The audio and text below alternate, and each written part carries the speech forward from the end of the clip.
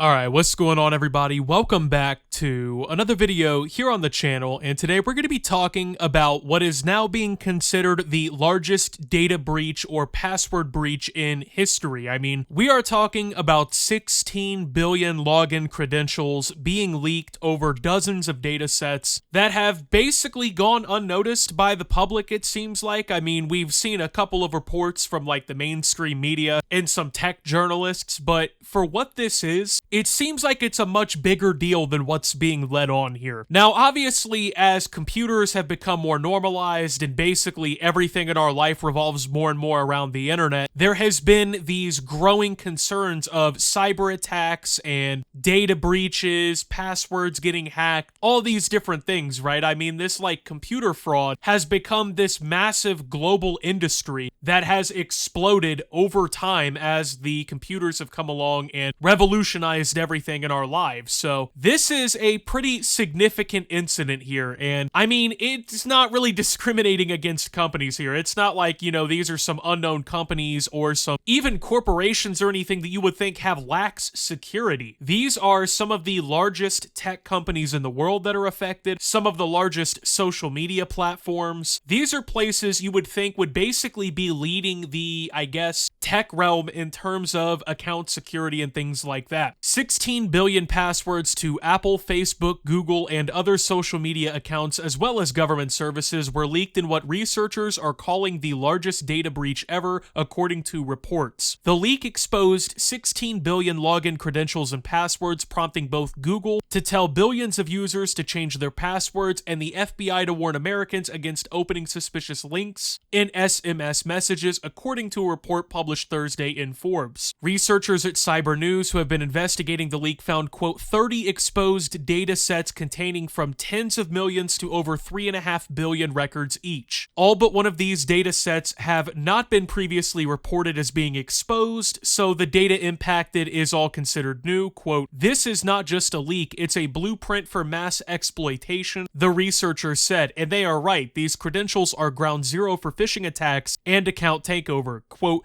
these aren't just old breaches being recycled, they warned. This is fresh, weaponizable intelligence at scale. So like I said, these are some pretty important and big companies that have been affected, including Google, who, by the way, is the gateway for your YouTube account as well. So since this is, I guess, affecting Google, it is probably going without a little bit of saying here that you should be changing your passwords. And I don't mean just change one of your account passwords. You should probably be changing basically every password that you have. And I know that most of you honestly are using like the same one or two passwords. You're not even like bringing in new or harder to crack passwords. A lot of you are just using, you know, password 123 or your birthday. So yeah, you probably should be changing your passwords. And I know a lot of you, oh, but what's going to happen if my accounts are hacked or accessed? Well, there is a pretty big amount of caution to be had with a lot of these different things. Now, with a lot of these data breaches, and I'm not saying this one in particular, I'm just saying in the grand scheme of things, because this is a growing phenomena where it seems like every other month now, there's some massive exploitation, some new data set hits the dark web, your information is exposed in a new way. We're at a point where a lot of people just don't care, or they don't even realize what's being leaked, but in some of these cybersecurity incidents, it's not just passwords. Now, this one here in particular seems to be like user data, like passwords or whatever that has been leaked for all these different platforms. But in some of these other breaches and data thefts and whatnot, right, there is more sensible information that is stolen. For instance, in some cyber attacks and ransomware attacks and whatnot, people can have their names, home addresses, social security numbers, phone numbers, personal information, other things like this leaked in these dark web database leaks, right? So it is one of these things where, yeah, you know, oh, you might think it's just your password or whatever, but for a lot of you, you also have to remember, I know a lot of you probably use the same password for like your bank account that you use for other shit. You gotta think, most people have no password etiquette. They don't really go out of their way to make creative passwords, so these kinds of things can affect a lot of people in pretty negative, pretty shitty ways, right? And the issue is, this isn't even like a limited thing. This is a pretty massive breach. 16 billion login credentials. I mean, you can just assume that basically everybody using the internet had their information involved in this in some way or another. I mean, if it's not literally basically everybody, it's gotta be like a pretty massive portion. Most of that intelligence was in the format of a URL followed by logins and passwords. That information then allowed access to, quote, pretty much any online service imaginable from Apple, Facebook, and Google to GitHub, Telegram,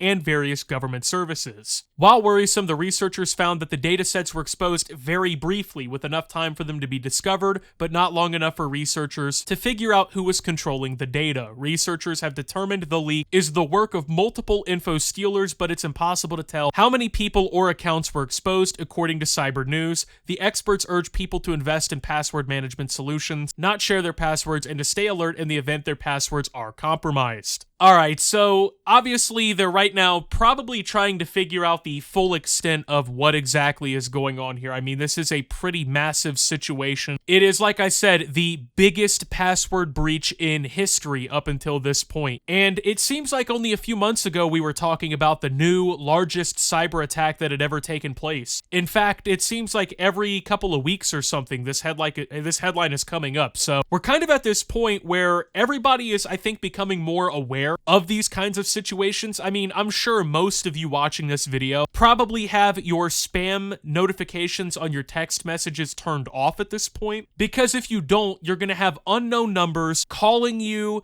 texting you saying, oh, we're the USPS, your parcel couldn't be delivered, or they're saying, oh, we're the DMV, here's your license info, Amazon failed delivery for your package, and it's always some spam link where if you click it, it's going to try and harvest information from you, it's going to try and get your information for your accounts, and it's basically going to steal your shit, right? So it's not like this is some one-off thing that only a few people deal with. I think we're kind of all at the point where this is a daily nuisance for everybody watching this. So if you're one of the people who are somehow avoiding dealing with this kind of stuff, you must be one of the luckiest people on the planet. I genuinely envy the fact that you do not deal with this. Now, what does this mean going forward? Well, obviously, I once again think this goes without saying. This is basically just the way life is now, you know? And it sucks to say that because you would think that with these big companies, they invest so much money into like their networks, into their security, into their entire